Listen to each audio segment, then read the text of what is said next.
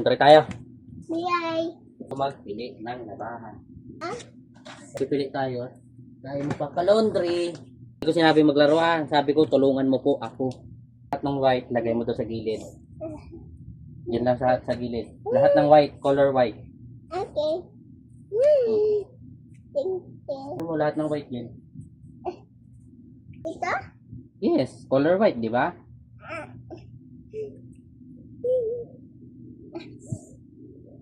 Ano mo lang sa gilid.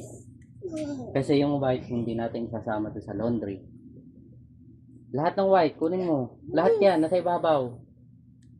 Yan, lagyan mo dyan. Di.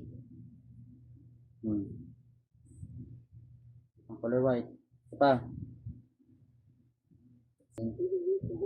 Oh, white ba yun? White yun? Hindi. Oh, hindi pala yun. Hindi.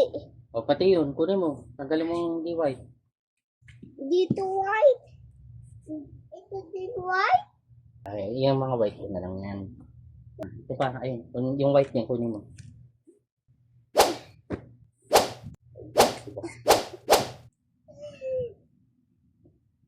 First mo yan. Si mami. Mommy.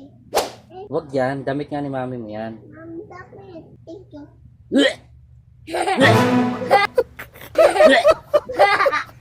Taro. Yun. Ito na. Hirap na. Sarap na. So yun, all set na tayo. Nakakabobo gumamit na ito. Hindi umiikot. Dahil stack up na. Sa dami. Yan. My God, nakakabobo gumamit na ito.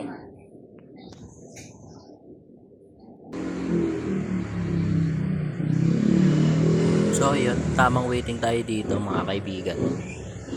So at yun na nga, para na akong tanga dyan. Paghihintay mo dito ay makakabuo ka ng pangarap eh. Parang lahat ng pangarap mo sa buhay mo, mapubuo mo dito eh. So yun, all good sa tayo. All good sa tayo. Okay na yung mga labahan natin. Ito na. So isusuot mo na lang. Ayos din. So pero yun nga. Turing ko siya as achievement ngayong araw.